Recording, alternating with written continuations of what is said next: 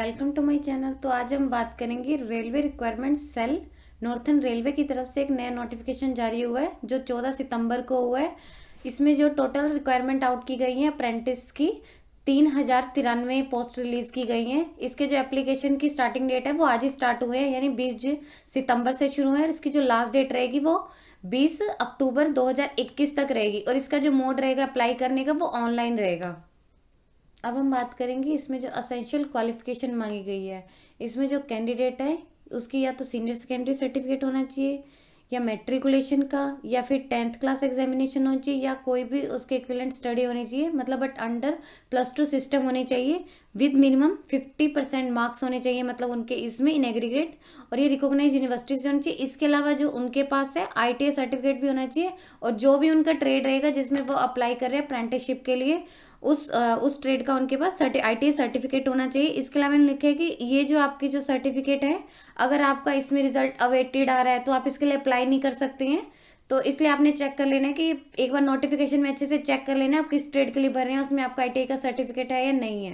अब हम बात करेंगे एज लिमिट के बारे में। इसमें जो आपकी एज लिमिट है वो आपकी 20 अक्टूबर 2021 तक मतलब टोटल काउंट की जाएगी।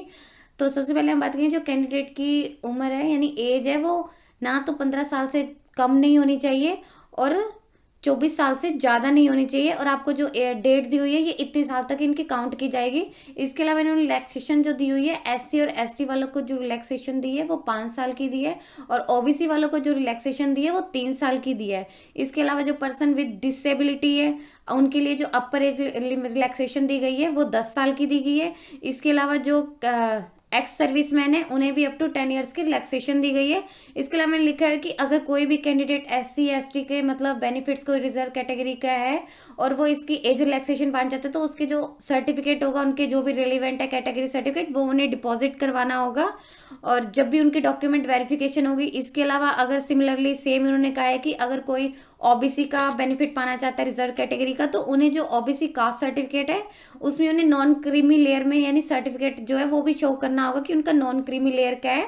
ये उन्हें उसको जब भी उनकी वो वेरिफिकेशन होगी तब उन्हें जमा करवाना होगा। इसके अलावा कोई भी है जो वो PWBD के लिए भी रिजर्वेशन के लिए वो अप्लाई करना चाहता है कि उन्हें कंसेशन चाहिए तो उन्हें इसका जो सर्टिफिकेट है वो इन्होंने प्रिपेयर कर लेने हैं। जब भी इनकी डॉक्यूमेंट वेरिफिकेशन होगी तो तब उन्हें ये चाहिए होंगे।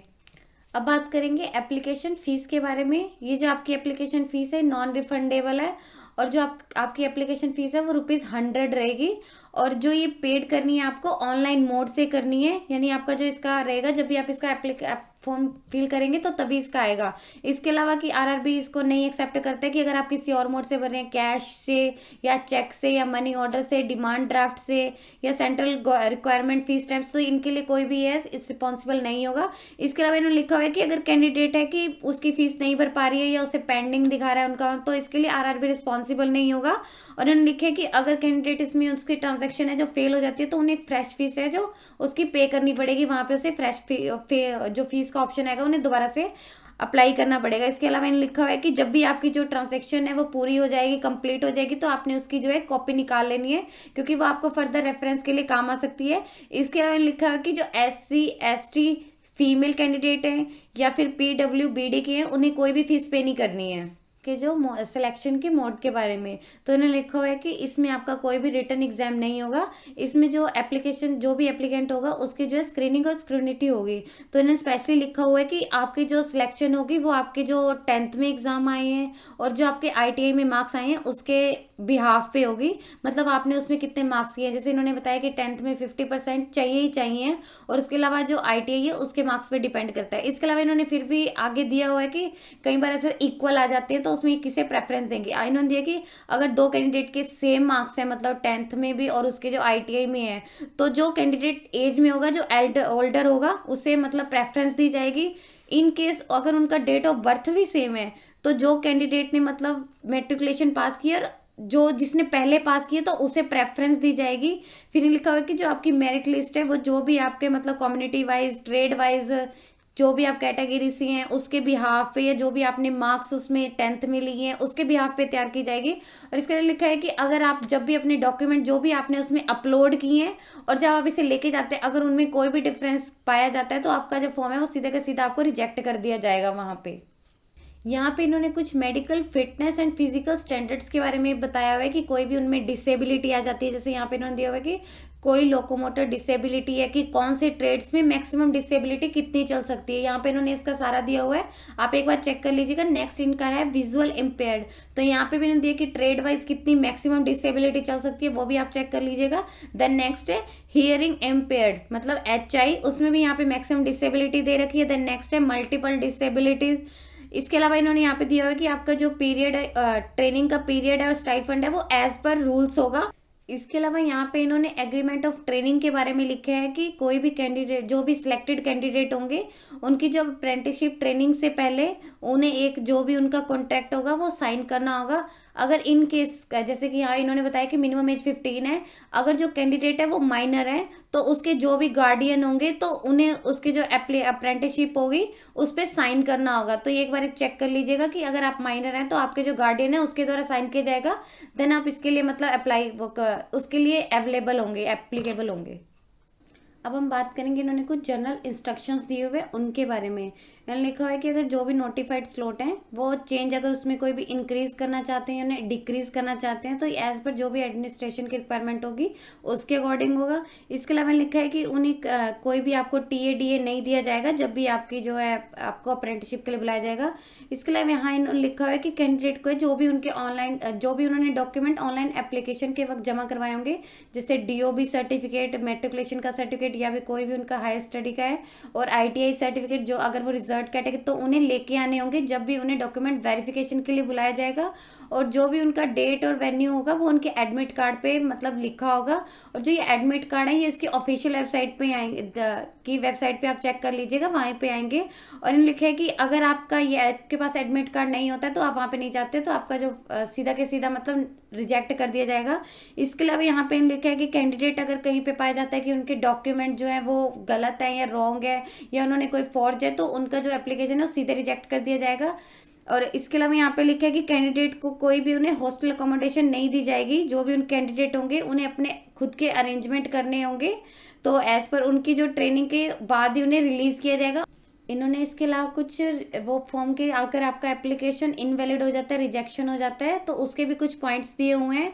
अगर आपने अपना एप्लीकेशन है वो इनकम्प्लीट भरा है या फिर आपने अपना एप्लीकेशन है विदाउट फोटोग्राफ, या उसमें कोई भी आपका जो थंब इम्प्रेशन उन्होंने मांगा हुआ है वो नहीं दिया, या उसमें अनसाइड एप्लीकेशन है या आपके सिग्नेचर है वो अलग अलग जगह पे डिफरेंट है, या फिर उसके अलावा अप्रेंटिसशिप ने जो भी उनकी स्कैन फोटो है वो मतलब उसमें नहीं की है, या उन्होंने गॉगल्स पहने हुए हैं, कैप पहने हुए हैं, तो भी उनका फॉर्म है वो सीधा सीधा रिजेक्ट हो जाएगा।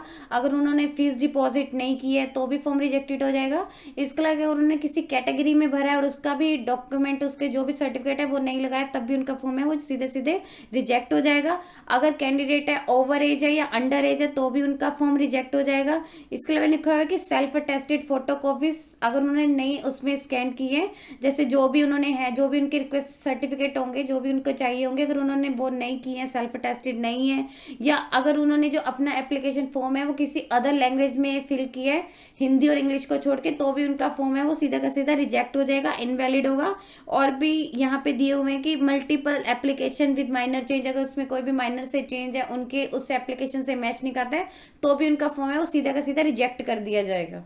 तो एक बार यहाँ पे ट्रेड्स के डिटेल देख लीजिएगा। अगर कोई भी कैंडिडेट किसी भी मतलब जो भी उनका ट्रेनिंग स्लॉट है उसमें अगर वो फॉर्म फिल करता है तो उन्हें एक बार चेक कर लेना है कि जो भी इसमें क्लस्टर दिए हुए हैं और यूनिट दी हुई है, आप एक बार यहाँ पे चेक कर लीजिएगा। यहाँ पे एनेक्चर 1 में दिया हुआ है, जैसे यहाँ पे इन्होंने दिया हुआ है, फर्स्ट है क्लस्टर लखनऊ का, देन इसमें है क्लस्टर अम्बाला का, देन नेक्स्ट है क्लस्टर दिल्ली का, देन नेक्स्ट है क्लस्टर फिरोजपुर का, और यहाँ पे डिफरेंट ट्रेड्स है। तो आप एक बार ये चेक कर लीजिएगा कि आप किस क्लस्टर में भरना चाह रहे हैं और कौन सी ट्रेड में भरना चाह रहे हैं। अब हम बात करेंगे कि आपको जो है अप्लाई कैसे करना है। तो जब आप इसके जाएंगे, मतलब इसकी ऑफिशियल वेबसाइट पे जाएंगे, तो वहाँ पे नीचे ऑप्शन आएगा ऑनलाइन का, तो वहाँ पे आप करेंगे। तो यहाँ पे इन्होंने कुछ पॉइंट्स दिए हुए हैं कि हाउ टू अप्लाई किसे करना है।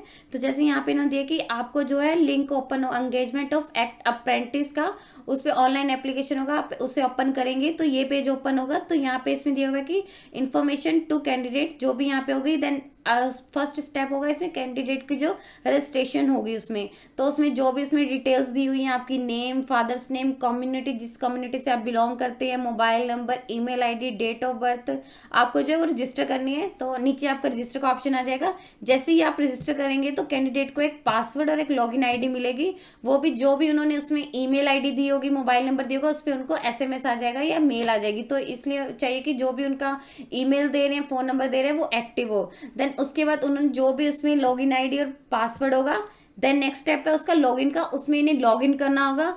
वहां पे कैंडिडेट को जो डैशबोर्ड होगा उस पर आपका एप्लीकेशन फॉर्म आ जाएगा। देन नेक्स्ट में अगर आपका जो भी होगी, आप कम्युनिटी से बिलोंग करते हैं, जैसे SC ST वुमेन वालों के लिए, PWBD वालों की कोई फी नहीं है। अगर आपका फीस का आएगा तो वहाँ पे पेमेंट ऑफ ऑनलाइन फीस आ जाएगा और उसके बाद अपलोड डॉक्यूमेंट आपके जो भी होंगे वो दिखाई देंगे आपको। देन नेक्स्ट में आएगा, जैसे ही आप अपना एप्लीकेशन फॉर्म फिल कर लेंगे, आप अपनी फीस पे करेंगे, तो आपको जो भी डॉक्यूमेंट होंगे, अपने रिक्वायर्ड डॉक्यूमेंट होंगे, वो अप्लाई करने होंगे। देन आपको उसे सबमिट कर देना होगा। तो इसमें इन्होंने लिखा हुआ है कि आपके जो फोटोग्राफ है, सिग्नेचर है, थंब इम्प्रेशन जो इसमें मांगा हुआ है, उसका जो साइज है वो 100 to 50 KB होना चाहिए इन JPG फॉर्मेट। और इसके अलावा आपके जो भी अपलोडिंग सर्टिफिकेट होंगे, जैसे एजुकेशनल, कास्ट का, PWD का, एक्स सर्विसमैन का सर्टिफिकेट, या जो भी सर्टिफिकेट होंगे, उनको ऑनलाइन मतलब जब भी उसको अपलोड कर लेंगे तो उसके बाद जो आपका एप्लीकेशन का एक प्रिंट आउट ले लेना है और उसको आपने मतलब फर्दर आपके रेफरेंस के लिए उसे सेव कर लेना है। इसके अलावा यहाँ पे इन्होंने यही दिया हुआ है कि जो भी आपका होगा, देन नीचे इसके बाद आप देखेंगे कि ऊपर अगर आपने अच्छे से रीड कर लिए हैं तो आप यहाँ पे टिक कर दीजिएगा। अगर आपने जैसे न्यू है तो आप यहाँ पे रजिस्टर पे क्लिक कीजिएगा। अगर आपने इसके लिए ऑनलाइन अप्लाई करना है या फिर आप इससे पहले रजिस्टर कर चुके हैं तो आप यहाँ पे लॉगिन कर लीजिएगा। इसके अलावा यहाँ पे इन्होंने कुछ डॉक्यूमेंट की लिस्ट दे रखी है जो भी आपको ऑनलाइन एप्लीकेशन के समय फिल करने हैं, तो वो मस्ट है आपके, मतलब वो जरूरी है। तो फर्स्ट आपका होगा डेट ऑफ प्रूफ, यानी जो भी आपका SSC मैट्रिकुलेशन 10th का या कोई भी आपका DOB सर्टिफिकेट है वो चाहिए होगा।